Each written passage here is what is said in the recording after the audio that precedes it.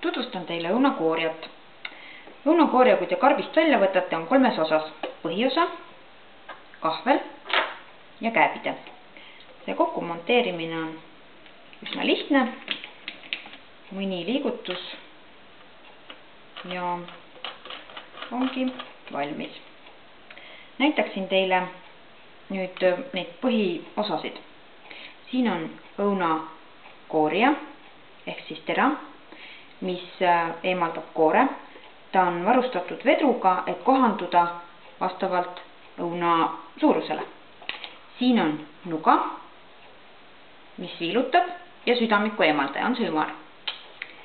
Nüüd paneme toote laua külge iminapaga kinni, et ta oleks tugevasti laua küljes.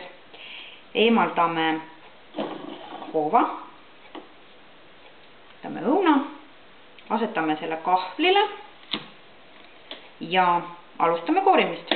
Mõne sekundiga on meil siis eemaldatud koor, südamik ja viilutatud.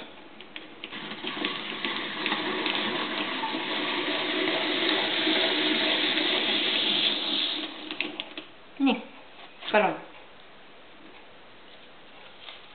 Õunaviilud ja kooki teha, kuivatada, selli. Näiteks kui teil on oma koduaia õunad, siis koortest saab edukalt teed teha ja südamik lammastel. Aitäh teile!